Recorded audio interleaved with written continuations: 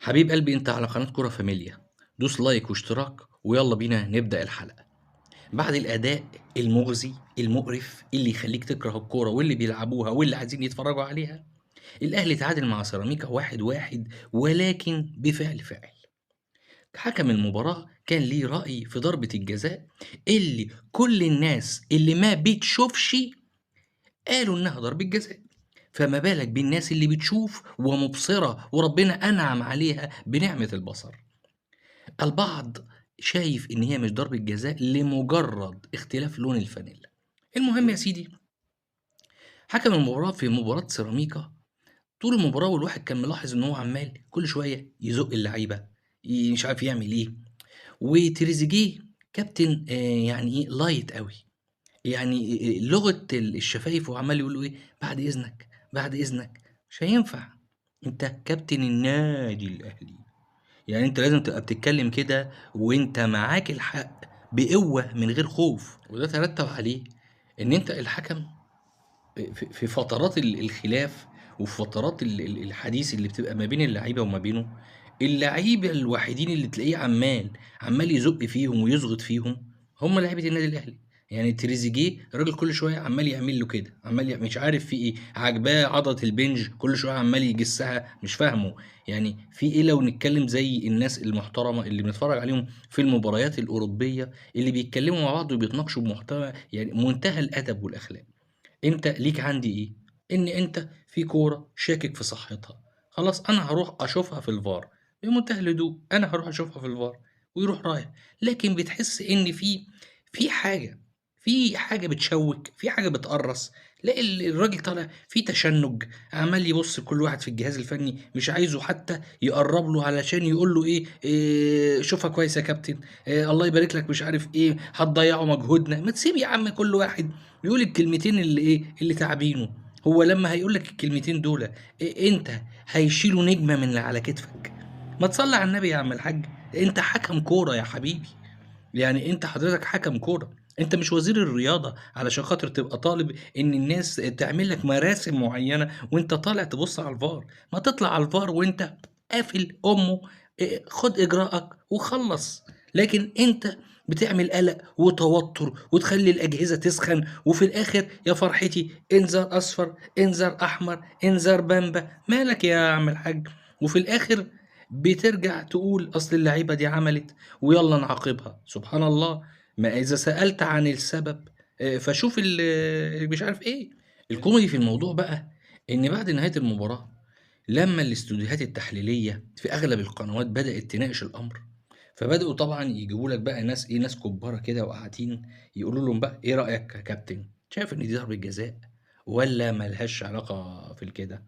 فتلاقي الراجل قاعد وما شاء الله ناس كبار، دي زلحته قد وشي، يقول لك ايه لا مش ضربة جزاء. ازاي يا ابو الليف؟ يعني ده الناس كلها قالت انها ضربة جزاء، ده احنا كلمنا حكم من مينيمار قال لك انها ضربة جزاء، وحكم من مش عارف الحتت اللي اصلا ما بيلعبوش كورة قال لك ضربة جزاء، فما بالك بدولة المفروض انها فيها دوري من اقوى دوريات الشرق الاوسط والعرب المفروض، يعني المفروض ان احنا نكون بنفهم حتى نحلل كورة. لو انت كنت بتلعب كورة بالواسطة فعلى الاقل من كتر قعدتك في الاستوديو هتعرف بقى تحلل، هتشوف ده بيقول ايه وتبتدي تلقط منه. لكن انت مش شايفها ضربة جزاء، يقول لك انا مش شايفها ضربة جزاء. طب لو كانت اتحسبت لفريقك يا توتو يقول لك لا كانت هتبقى ضربة جزاء، لا النبي حرصك وصاينك. ايه الحلاوة دي ايه؟ ده ايه الحياد الجميل ده؟ لا فعلا انت تستحق ان انت تظهر على الشاشات والناس كلها تسمع لك وتتأثر بكلامك وتصدقك وانت بتهجص. المهم بعد القصة دي ما انتهت، بدأ النادي الأهلي الحمد لله يقلب الدنيا وطالب بإن هو يستمع للمحادثة بتاعة الفار اللي تمت في خلال المباراة. طبعا اتحاد الكرة هنا هو لازم ايه يعمل لنا قصة وحوار علشان السسبنس، ما ينفعش الامور تعدي كده بهدوء. يلا بينا نسمع المحادثة، لقينا ان في حاجة غلط، خلاص إيه اللي غلطان نروح جايبينه ونروح ضاربينه على ايده ونقول له ما تعملش كده تاني يا ابن الحلال. ويا جماعة يا زعلانين ما تزعلوش، احنا هنوقع اقصى عقوبة على الراجل. فخلاص، فالدنيا تهدى، النار تبرد والأمور تبقى سالكة. لكن إزاي؟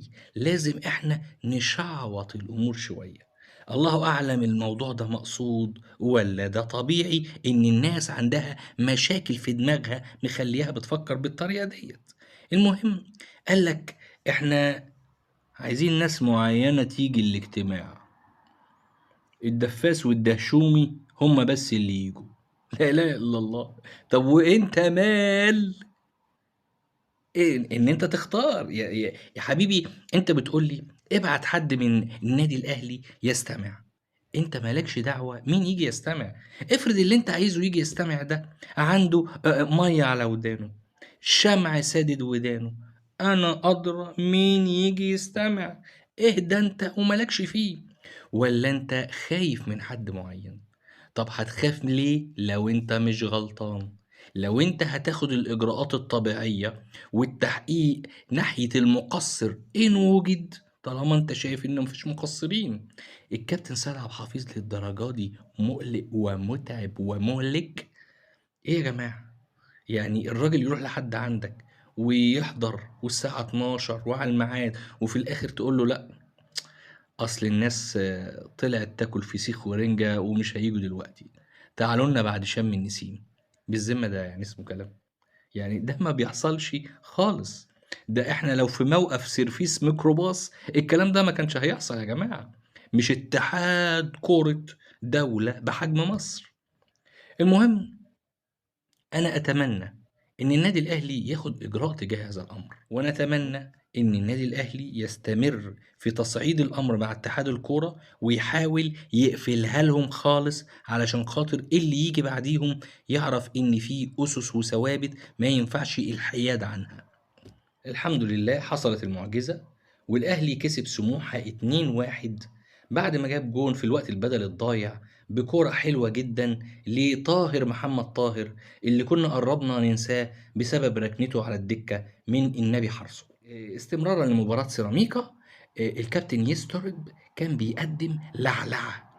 الفريق عاوز يتحكم في الكرة، يلعب كرة عرضية كتير لكن بدون مهاجم يلتقط تلك الكرات، وفي نفس الوقت كور بيرنية كتير لكن بدون جمل متحفظة بين اللاعبين، فتتفرج تحس ان حنة ام لالو هي اللي شغالة، مفيش لعب منظم.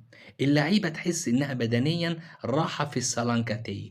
ايه السر؟ الله اعلم. سيادتك بتعمل ايه من اول الموسم؟ الله اعلم. جهازك المعاون اللذيذ فينه من اول الموسم؟ ما تفهمش غير في لعيبة بتلعب وهي واضح ان ادائها مش احسن حاجة في الفترة الاخيرة، ما تقعدهم. هو الناس ديت ممضياك على وصولات؟ يعني امام عاشور اداؤه مش حلو بقاله كذا ماتش، ما تقعده يا عم الحاج، ما يمكن تنزل لعيب جعان كورة ينزل يعمل لك شغل. وفي النهاية ما تنساش تدوس اشتراك وتدوس زر الجرس عشان يصلك كل جديد. سلام.